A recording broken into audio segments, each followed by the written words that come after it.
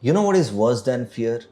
Knowing it makes no sense and still not being able to stop it. Your heart beats fast, your mind races, your chest feels tight, you lose focus. And no matter how much you try to calm down, your fear and anxiety manage to steal your day, your peace. That sounds like you. If you experience fear and anxiety often, this video is for you. I am Dr. Ganesh, and today I want to explain something that most people don't understand about fear and anxiety. You're probably been told just relax or don't overthink or be positive. But if you've ever felt nervous before a job interview or stayed up late because your thoughts just wouldn't stop, you know very well that those tips or instructions don't work. Here is the truth. You are not the problem. You are working with the brain that is built to protect you, not help you grow. Let me show you how to work with that brain, not against it. Let's start with what fear and anxiety actually are. Fear is your brain's old alarm system. Back when humans lived in jungles, fear helped us stay safe from danger because we were surrounded by danger, and our fear kept us alert and alive. That same system exists today. Only now, instead of wild animals, your brain reacts to what appears as threats: emails, deadlines, texts, exams, public speaking, interviews, fear of judgment, and awkward conversations. You fear all of those as if they are deadly animals in the jungle. So when your hands sweat before a presentation or your chest feels tight before a fight, that is not weakness. It is your brain doing its job, but just in the wrong situation. Don't mistake it is not trying to ruin your life.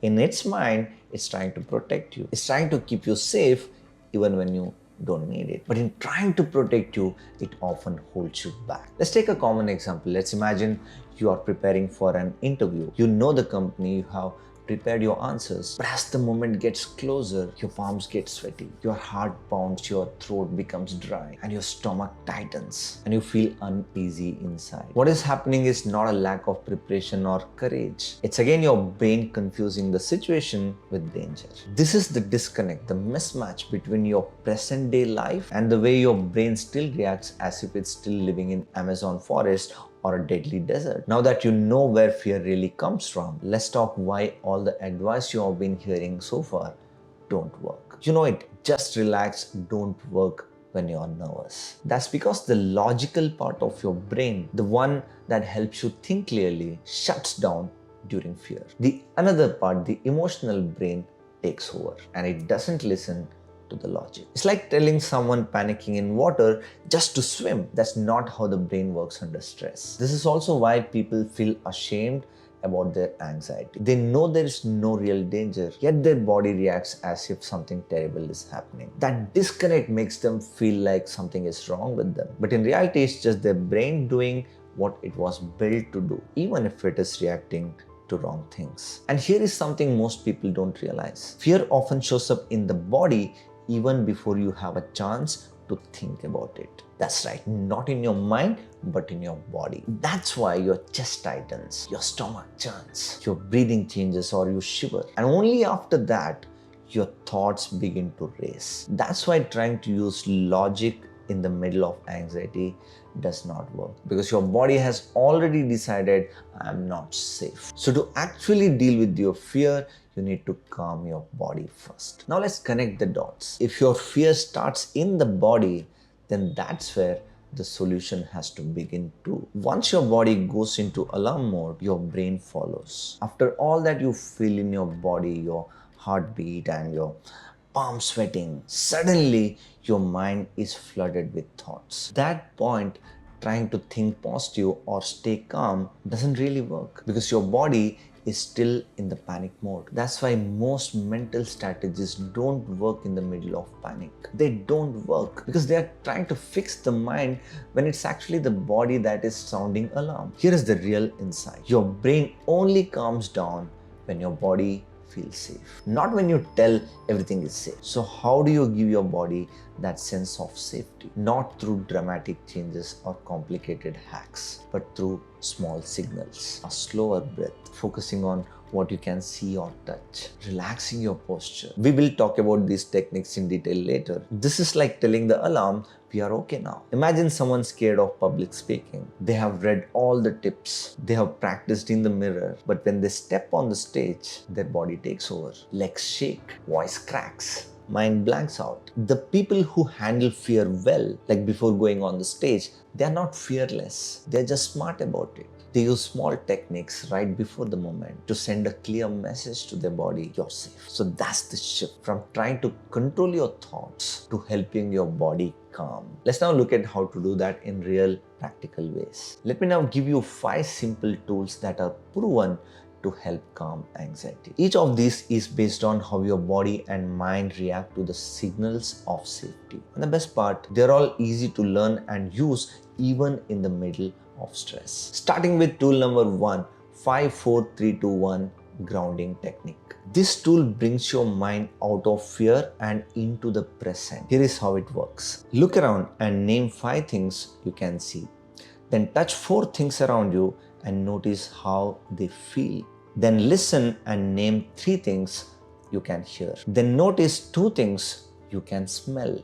And finally, identify 1 thing you can taste or just imagine a taste you enjoy. It sounds simple, but when you do it slowly, your brain shifts focus. It gets out of panic and into the now. Tool number 2, exhale first breathing. Most people try to take a deep breath but forget the exhale part, which is equally important. Instead, try this. Inhale for 4 seconds, then exhale for 6 seconds.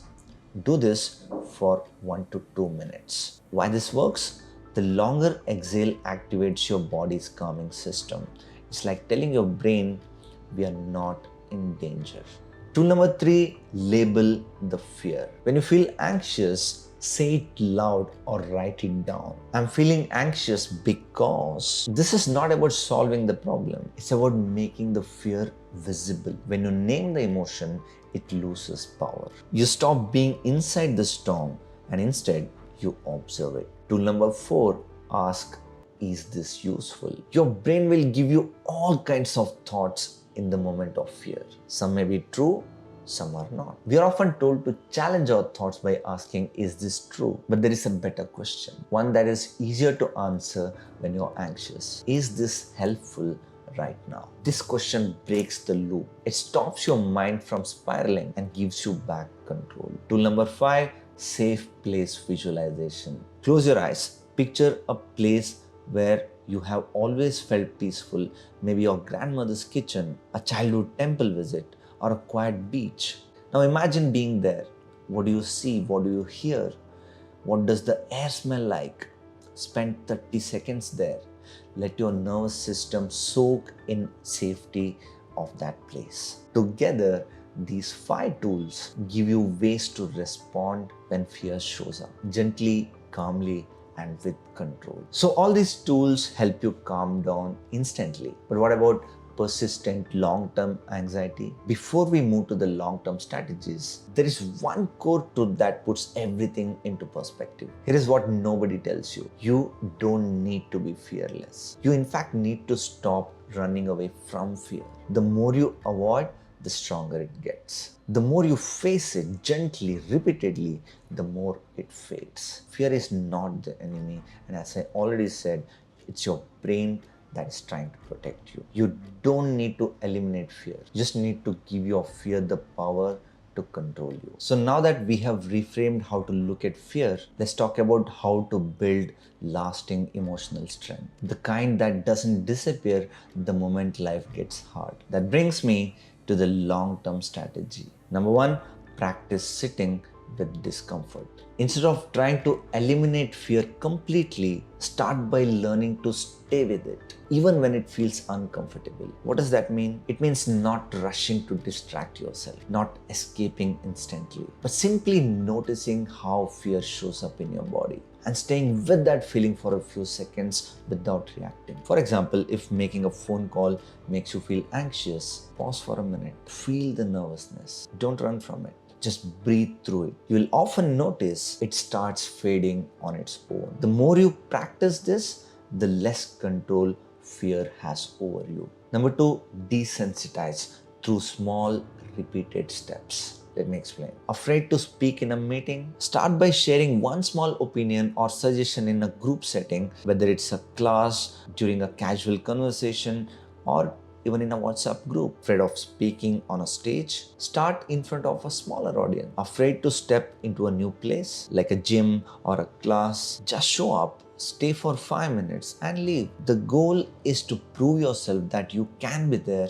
even briefly. The goal is not to perform perfectly, but to show up. Number three, track your wins. Every time you face something that scares you, write it down. After a week or two, you will realize that you have been progressing, you're changing and improving. Number four, choose your people wisely. Fear is contagious, but calm too. Surround yourself with people who make you feel grounded, not those who make you feel small. Let's now see what not to do when you're anxious. Sometimes what we do to feel better can make things worse. Number one, don't avoid everything. Avoidance may feel safe now, but it teaches your brain, yes, this is dangerous. So your fear only grows. Instead, face small pieces of that fear. Not all at once, but consistently. Number two, don't overthink the fear. Your brain will try to solve the fear by thinking through it again and again, but that keeps you